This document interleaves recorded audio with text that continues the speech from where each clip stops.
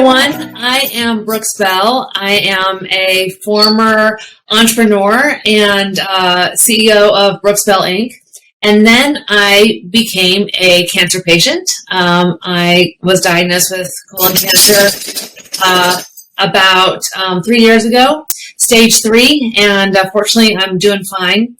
And I am excited to be here with Dr. Michael Choti, who is, he can share with you his background, and we are going to talk about circulating tumor DNA and why it's a pretty amazing thing for us to all be aware of as our cancer patients, as doctors, as caregivers. Take it away, Michael. Thanks, Brooks. Great topic to talk about. And I think it is really timely and very interesting for this audience. So ctDNA, cell-free DNA, or circulating tumor DNA, new concept that many think will really revolutionize or really transform how cancer care is done, and for a variety of. So first of all, I guess the first question, what is ctDNA? Well, there's new technology to assay or analyze fragments of DNA that's shed in the bloodstream. Free DNA, not, DNA, of course, is the nucleic acid is typically in cells, but when cells die, the DNA from the cells can be shed in the bloodstream. And of course, millions and millions of cells are shed every day, and our DNA is shed in the bloodstream, and it's been known for a long time that one can determine, identify small fragments of DNA in the bloodstream. What's unique about this is that we can identify mutated DNA that has mutations in it, and that can determine cancer cells. And so that's really the technology. Actually, cell-free DNA is used for a lot of reasons. It's used actually for being used for organ rejection in transplant. It's being used actually to determine pregnancy or to determine mutational defects in utero. But this is the concept of fragments of mutated DNA that have the same mutation that's in the cancer, that cancer cells always through apoptosis or through other means, cancer cells die, and then they shed little fragments of DNA. The technology now can detect these fragments relative to the normal DNA and determine and monitor. So this is really the exciting new technology. Now, I guess the question is, well, why? How do we use that for cancer? Well, there are a variety of ways. I mean, people are working on it, everything from trying to diagnose cancer, think about it as a screening tool, to monitoring chemotherapy, to monitoring so forth. But one of the most, I would say, the earliest areas of exciting technology is to monitor residual disease or monitor any signs of cancer left in your body. The term is called minimal residual disease, or MRD. Dr. Choti, I'm sure you've heard of that. The way I was thinking about it is, in my non-medical term, is cancer dust. I always thought about how, cancer dust. That's exactly. It can always the cancer can leave your tumor and get into your bloodstream, but it's too small to be detectable. And so I always had this idea that I might have cancer dust that's just floating around, and that we would need to wait for it to land somewhere else, like a liver or your lungs, and start to grow again before it would be detectable. And then when I discovered circulating tumor DNA or liquid biopsies, basically this amazing new thing that can actually detect cancer dust, the way I thought about it, I thought that was so cool, because that can get in front of waiting for it to show up somewhere else.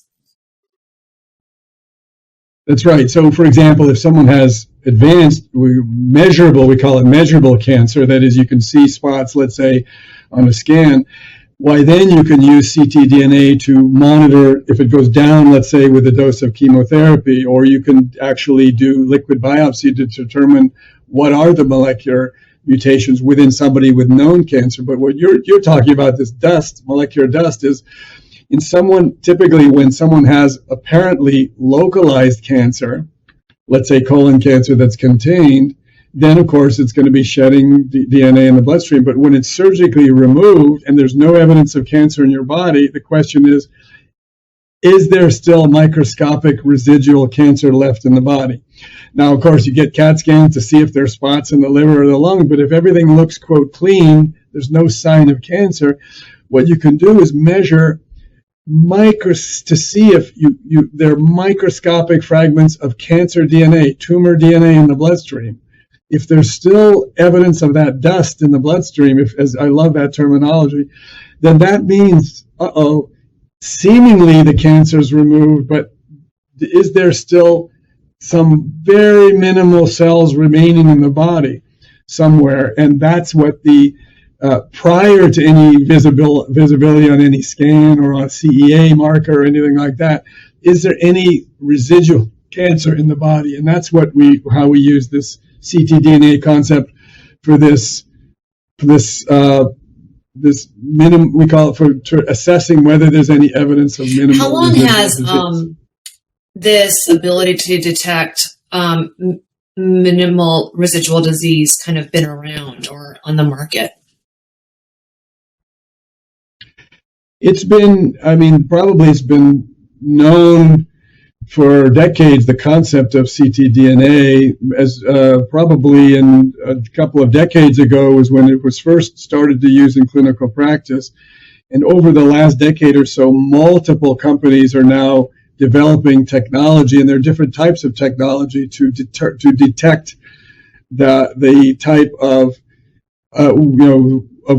probably there are dozens of companies now that are offering some form of cell-free DNA.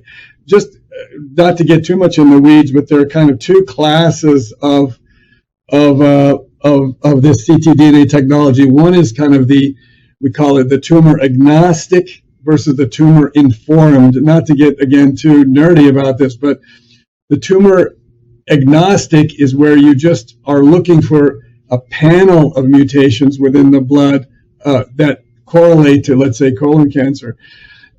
Tumor informed is where you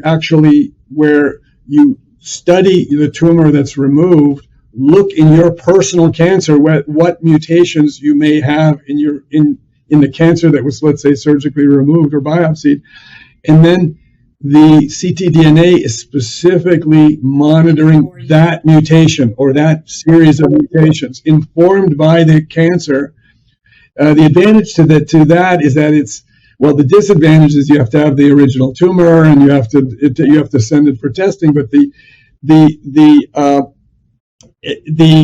advantage to the informed for MRD specifically is that it's typically less expensive and it's more sensitive, meaning the fraction of the non-mutated DNA to the mutated DNA can be lower.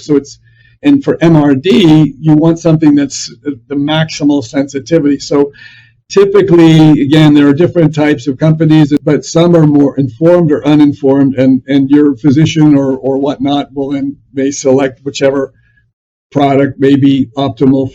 So Brooks, tell me your story. You said stage 3 colon cancer. Now, just to make it clear to our audience, this is not really, at least typically, felt to be ready for prime time yet, and whether it's we're still learning how to use this for monitoring. But it sounds like you're oncologist and you're monitoring added ctDNA. It's a relatively early and unique way to monitor a stage 3 colon cancer. How is it used? So I was stage 3A. So thankfully, kind of had pretty good odds after I finished my treatment, and I was monitoring my recurrence with CEA with my oncologist for about a year after I finished my treatment. And what was scary is that my CEA was not behaving. It went up during my chemo, then it came back down, but it was kind of hovering around 5 or 6. So just barely over like the cutoff for a normal CEA. And then it started to spike. It started going up, drifting up to 7, to 8, then ultimately to 9. And as many people who know, like, that is something that is very concerning to see your CAs really kind of skyrocket over a few months. That's the classic sign for recurrence. And this was in the first year. So as we started to see it drift up, I was getting increasingly concerned. And all your scans, of course, were negative. Were clean. Right? And so we were discussing, I had gotten a clean scan, but the CA was going up. And so we were talking about what we should do. And my oncologist emailed me and said, here, we have two options. One is we could do a PET scan, but your insurance may not cover it, maybe expensive. Or we can try this brand new technology called, it was Signatera, it was the company, but it's circulating tumor DNA and a liquid biopsy, and that will do this personalized test. At the time, I was the first patient at my healthcare system to be offered it. He was concerned about whether or not insurance would cover it, and so wanted to be careful about having an unexpected cost for patients. So he was careful about making it available. So he shared the risks, the financial risks with me, and just it being a brand new thing. So we really talked about it, and I was like, hell yeah, I definitely want to go that direction, because it felt like it was much more sensitive, and the whole idea of cancer dust really appealed to me, and then it would prevent me from having the radiation of a PET scan. So I got it done, waited a couple of months, and then I got the result back, and it was negative, and it was just past my 1 year mark, a few days past my 1 year anniversary of my diagnosis. And getting that negative Signatera test was the first time that I felt like I was cancer free. It's the first time I have ever in my life had tears of joy. And I remember thinking, this is what a tear of joy feels like. I just felt the weight lift off of my shoulders. And that's my important CA, because your CA had been bouncing about. But if your CA was normal, whether it would have provided that same level of reassurance, it's hard to know. But this is the nature. It's the same thing with. Yeah, it's hard to know, and I do think that this is going to be the future of how we surveil. Again, all of it is partly it's not. There's no guarantee. It doesn't mean you're cancer free, but it means that you don't have active cancer at that time. And I've had. Well, no, it just means that the cancer, if it's below.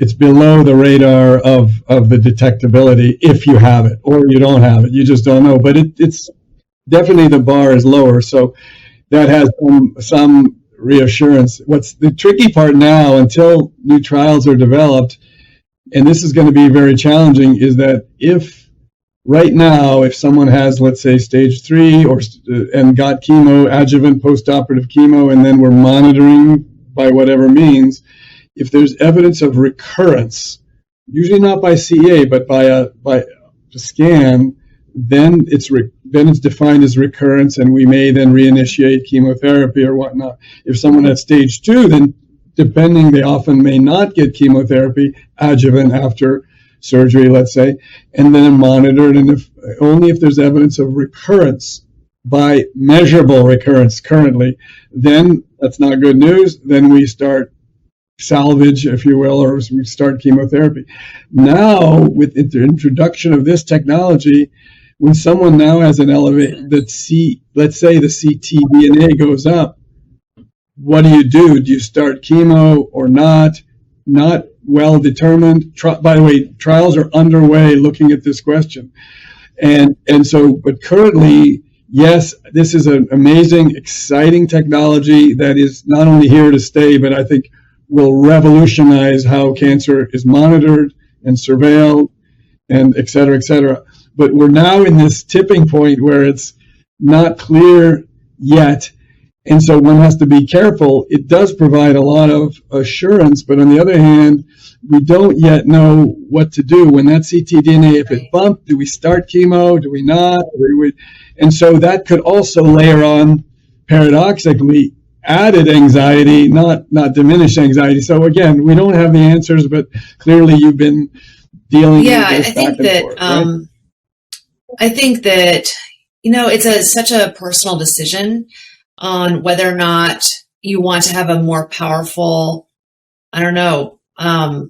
judge of whether or not the cancer is coming back. If it's coming back for sure, and your doctor doesn't really know, and maybe there isn't something that can be done right away, are you okay with that?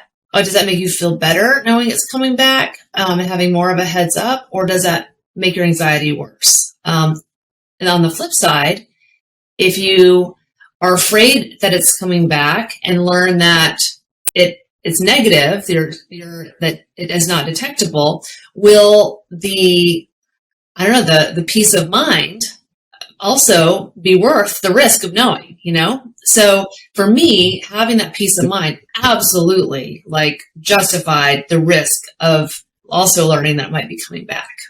For me, I really wanted to know. Not everyone does want to know, but I did. And now I've had 6 or 7 negative tests, which has been very powerful for my ability to go back to living without fear, feeling like my cancer journey is behind me. And it's been especially important because my CA continues to be a little bit wild. This we are studying the details of this. So it is a new test, no question. It adds this level of sensitivity that scans or CEA is not. There are ongoing trials now that are going to be really exciting. So one is, I would encourage the audience to, when possible, to participate in trials related to this.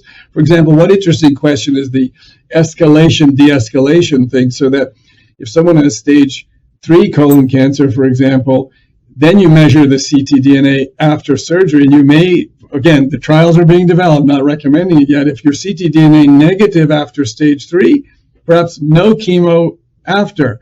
And if you have ctDNA positive after stage 3, you give even stronger chemo. So the so-called escalation, de-escalation trials ongoing now, even stage 2, for example, or stage 1.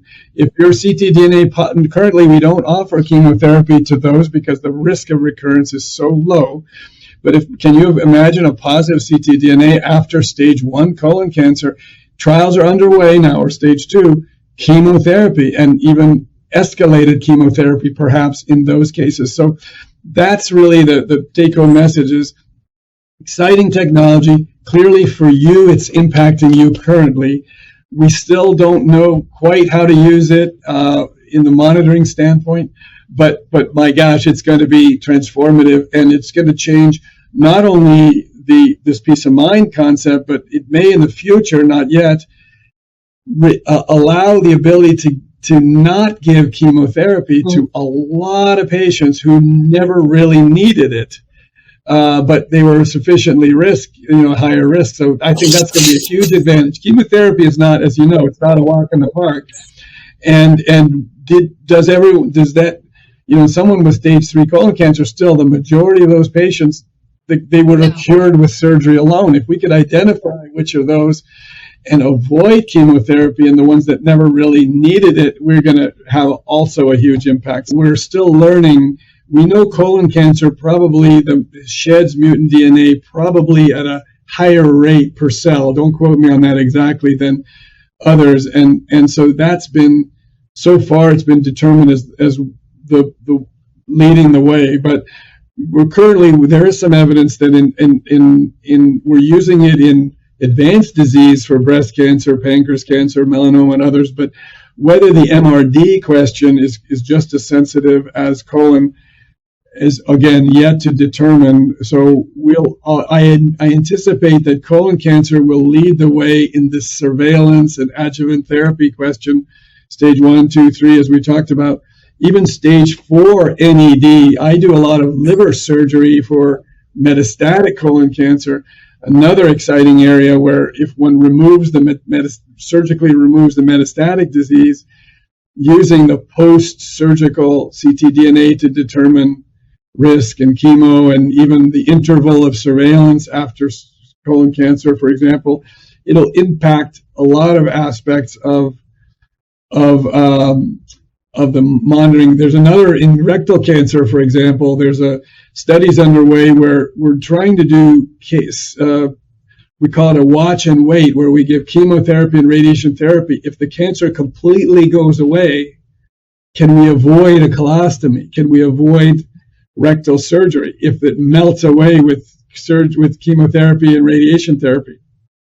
Maybe, but we're always really nervous about, okay, it looks like it's gone. Should we still do this surgery?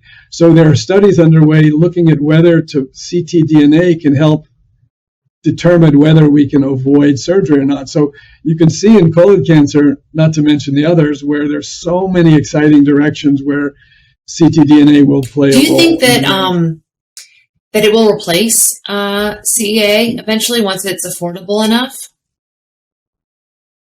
Likely, and do you support that? Likely. Do you think it is as good or better than CEA? It certainly already looks better than CEA. Yes, I think eventually it'll probably replace CEA as a monitoring, as a surveillance tool. Although we'll wait and see. Yeah. And if you could speak a little bit, so if a patient is interested in getting a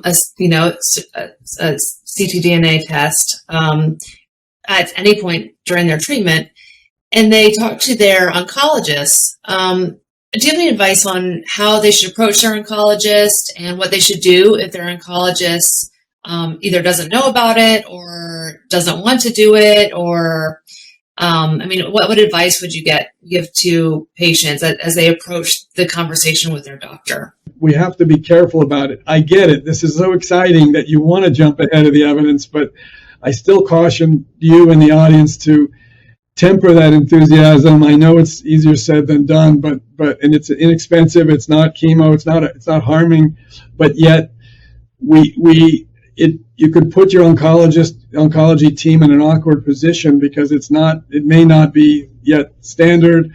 It's complicated. Chemo, not chemo. If it's positive, hard to interpret. Are there any scenarios where you feel like it justifies it? These low risk, is it like it would be a stage 1, they should really push, or a stage 2, or would it be like stage 3C, or, is there any subgroups where it, where you feel good about it, or do you think just everyone should sort of just follow the lead of their oncologist? Well, one is obviously in all these things participate in trials that are studying this question. That is the most important, so that we can learn from it rather than. The second is that to say, because even at stage 1, your oncologist orders it, now it's positive. Are you going to get chemo for stage 1? Probably. I don't know the answer to that, but it's certainly not. It's way off the guidelines to give chemotherapy to a stage 1 patient. So it's yet to be defined. So I would say there's select cases, certainly not in the MRD business, but in the, let's say, if you need to study the molecular genetics of a cancer, you want to know the mutation, the KRAS, the BRAF, and you don't have access to the tumor, let's say, how we normally interrogate the molecular signature of a colon cancer, for example. That could be one to get an uninformed panel using cell-free DNA. So that, I think, is more established, to use it as a liquid biopsy. But from a monitoring surveillance standpoint, I know, again, I don't want to overly temporize everybody's enthusiasm about this, because I know in a few years it will be automatic. However, or I think likely, we can't, we have to be careful about this because there's still many unanswered questions. Is it 82%? Is that specificity or sensitivity? I get them confused. But an 82% chance that it's a true negative versus a false negative, I believe. It's not even false. It's not even false negative. It's negative, meaning I don't know, if the sensitivity of the test picks up 1 out of a million mutations of that gene in the bloodstream versus 1 out of 1,000 versus 1 out of, so it's a true negative that the test is negative. The question you're asking is, what's the probability that recurrence will occur even with a negative test? We think probably that it's negative, but at some point it will become positive and then recurrence. So it's just a matter of it's like if a CAT scan is negative for metastases and then a year later it's positive, you don't say the CAT scan a year ago was false negative. It was negative, but you had a recurrence. You see what I mean? Meaning the spots were too small to see on a CAT scan, but it wasn't a false positive, false negative. Same thing here. If the test may not be picking up a low level. It also depends on the mutation. It depends on the degradation. It depends on a lot of things we don't know yet as to. So again, exciting, the future, transformative, but we're on this nebulous. But once the data emerges, I'm pretty confident it will be a transformative test that will be used pretty standardly. I believe. Well, I'm excited about the future. I hope it comes sooner rather than later, because I know that this was a huge positive experience for me and helped my anxiety quite a bit. I mean, I know that there's still, I'm going to hit my 3-year cancer anniversary in a few months. And statistically, you know, that should mean I'm kind of getting out of the woods a little bit. I think that I feel that having this negative ctDNA test 2 years ago has helped me enjoy the last 2 years a lot more than I would have otherwise. And for me, that's priceless. Still knowing in the back of my mind that, yes, you know, it doesn't mean I'm cancer-free yet, but that it does give me a lot more, you know, confidence that it helps me enjoy life a little bit more. And so I think, you know, it's... And what's also, first of all, Brooks, you're very... it's very impressive, and your courage and your enthusiasm, and to see the level of how you're informed and how you're empowered in your cancer care, that in itself, whether it's this or other, I think that's another important message, to see how you're coping and how is very inspirational, and should be inspirational for not only other patients, but providers. Yeah, I think kind of on that point. I mean, I think the way I was lucky in that my cancer was pretty good early stage, and even though it was stage 3, it was stage 3A, and so I think because I knew I had the odds in my favor, the way I coped was really reading as much data as possible, fully informing myself on everything I could get my hands on. And that helped me feel a sense of control. It helped me partner with my oncologist. It helped me understand the risk and reward of different information. And just knowledge, building understanding what was happening to me had a direct positive impact on my anxiety. The more I understood, the less I feared. And so that's how I coped, and I'm a huge advocate for other patients, you know, kind of knowing how to get information, the questions to ask, kind of facing their fears and trying to get an understanding, even if the numbers aren't, you know, always amazing for you. I think I know it has been good for me, and how I've gone through this journey.